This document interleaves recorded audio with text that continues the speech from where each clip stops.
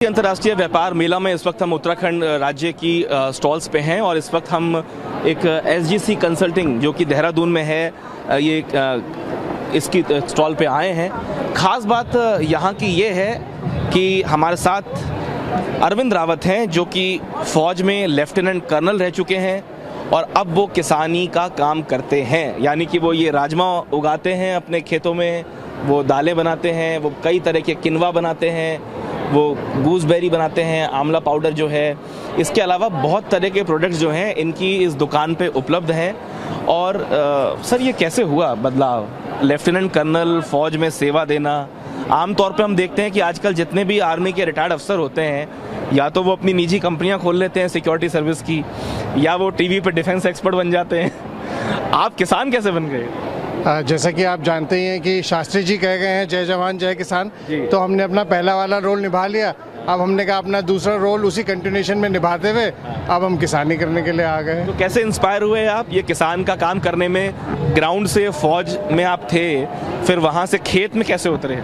अब जैसा कि आप खुद ही बोल रहे हैं कि ज़मीन आपने इतनी बार बता दिया, तो इसका मतलब ज़मीन से जुड़ाव तो है ही है, और ज़मीन में किसानी के अलावा इससे बढ़िया जुड़ाव और क्या हो सकता था। तो इसीलिए खेती में आए, और उसमें भी हमने इसीलिए क्योंकि देश को नुकसान ना हो, ज़मीन को नुकसान ना हो, इसीलिए ऑर्गेनिक फार्मिंग का हाथ थामा और ऑर्गेनिक फार्मिंग का हमने काम शुरू किया। अच्छा, मुझे ये बताइए, जैसे हम आपसे पहले बात भी कर रहे थे, आपने कहा कि हमारी खेती का स्टाइल डिफरेंट है, हमारी खेती की जो समय है जो आपने बताया वो डिफरेंट तरीके से होती है, उसको ज़रा मुझे एक्सप्लेन कीजिए। तो हम एक ऑर्गेनिक खेती में एक प्रक्रिया है जिसको हम बायोडायनेमिक फार्मिंग करके बोलते हैं, जिसमें हम जैसा कि हमारा पुराना अपना हिंदू समाज का वो है कि हम सब कुछ चंद्रमा के हिसाब से करते हैं। इसमें हम खेती भी बिल्कुल चंद्रमा के हिसाब से करते हैं। फसलों के दिन मुकर्रर हैं कि बीज की फसल किस दिन लगेगी, पत्ती की फसल किस दिन लगेगी, वो हम उसको फॉलो करते हैं। अमावस्या और पूर्णिमा इसको भी हम फॉलो करते हैं, और उसी के हिसाब से खेती होती है। और जो खेती का जो प्रोड्यूस आता है, आप यकीन मानिए वो बहुत ऑर्गेनिक खेती से भी बहुत ज़्यादा बेहतर होता है। मतलब जो पुराने लोग कहते हैं कि किसान भले ही जो है वो पढ़ा लिखा ना हो, स्कूल कॉलेज ना गया हो, लेकिन वो आसमान देख के या मिट्टी को छू के बता देता है कि कौन से वक्त कौन सी जो पौध है वो करनी चाहिए। बिल्कुल आपने बिल्कुल सही कहा। और अब हम भी पढ़े लिखे थे, लेकिन किसान के ज्ञान का अब हमें पता चलता है जब हम आके देखते हैं कि किस किस तरीके से होता है। और इसी में साथ साथ हम बहुत सी चीज़ों का फॉलो करते हैं। कंपेनियन प्लांटिंग है कि आप मुझे सपोर्ट कर रहे हैं, मैं आपको सपोर्ट करूं, इसको भी हम देखते हैं। और जितने भी बायोडायनेमिक रूल्स और रेगुलेशंस हैं उसको हम फॉलो करते हैं। तो क्या आपके यहाँ दिखाइए मुझे, क्या सबसे ज़्यादा जो है वो प्रोडक्ट बिकने वाला है? क्या खास है आपके प्रोडक्ट्स में जो दूसरों से अलग करता है आपको? जो हमारे पास, जैसे अभी जो आप आए हैं हमारे पास, आप उत्तरांचल हैं, तो हम उत्तराखंड के प्रोडक्ट्स हैं हमारे पास ये एक टिमरू करके एक प्रोडक्ट है। ये टिमरू जो है काफ़ी लोगों ने देखा नहीं होगा, लेकिन ये जो प्रोडक्ट है इसकी बहुत ज़्यादा वैल्यू है। ये हमारे दांतों के लिए और मसूड़ों के लिए बहुत ही बेहतर प्रोडक्ट है। इसको हमारे वहाँ पहाड़ में पहाड़ी नीम के नाम से जाना जाता है। इससे हम दातून करते हैं। अगर आप इस बीजों का पानी बॉयल करके शाम को कुल्ला करें तो आपके मसूड़े वगैरह काफ़ी मजबूत रहते हैं और दांतों की प्रॉब्लम से आपको परेशानी से निजात मिलता है। ठीक है। इसी तरीके से ये आप देख रहे हैं, ये जखिया है जिसको हमारे वहाँ इंग्लिश में डॉग मस्टर्ड बोलते हैं। जैसे आप लोग सूखे आलू बनाते हैं अपने वहाँ, आप लोग जीरे से बनाते हैं नीचे प्लेन्स में, हमारे वहाँ इससे बनाया जाता है और बिल्कुल टेस्ट ही बिल्कुल फ़र्क आता है। इसी तरीके से ये एक हमारे वहाँ एक हर्ब होती है जिसको हम फरहन ओब्लिक जम्बू बोलते हैं। ये भी खाने को तड़के की तरह इस्तेमाल किया जाता है और बिल्कुल टेस्ट बदल देता है। तो ये सब चीज़ें हैं जो पहाड़ में हमारे उपलब्ध हैं, और हम इसी तरीके से पहाड़ में अपने फार्मर्स को प्रमोट कर रहे हैं, उनके प्रोडक्ट्सों को, क्योंकि वो लोग वहाँ पे काम कर रहे हैं तो किसी न किसी ने उनके प्रोडक्ट्स को आगे लेके आना है। तो उसमें भी हम उनके साथ मदद करते हैं, उनके साथ काम करते हैं, उनको थोड़ा खेती के इस बारे में बताएँ और उनके प्रोडक्ट्स की मार्केटिंग उनके लिए कर सकें। अच्छा, एक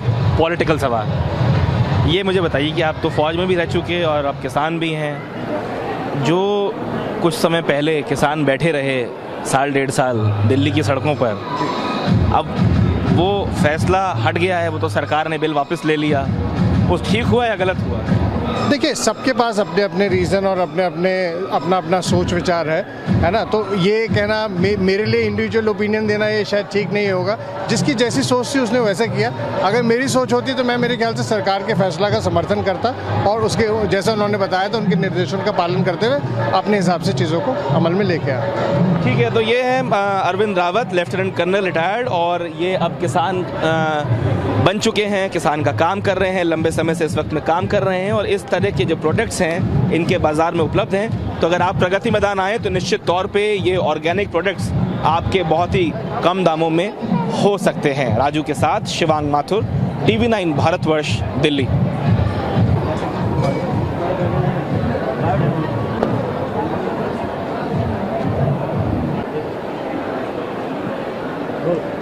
सर, जिस कैलेंडर की आप बात कर रहे हैं उसको थोड़ा सा एक्सप्लेन कीजिए। तो देखिए, जैसे कि आप जानते हैं कि कैलेंडर में महीने होते हैं और हमारा जो हिंदी पंचांग है वो राशियों में बटा हुआ है। तो इसीलिए हमारे को हर एक राशि के लिए तकरीबन 2.5 दिन मिलता है जिसमें हमने फसल लगानी होती है। और हमारी कोशिश रहती है कि अगर 2.5 दिन मिला है तो उसमें भी ये नहीं कि आखिरी के दिन, हम जितना दिन उस बीज को लगा के रखेंगे उतना ही बीज अच्छा होगा।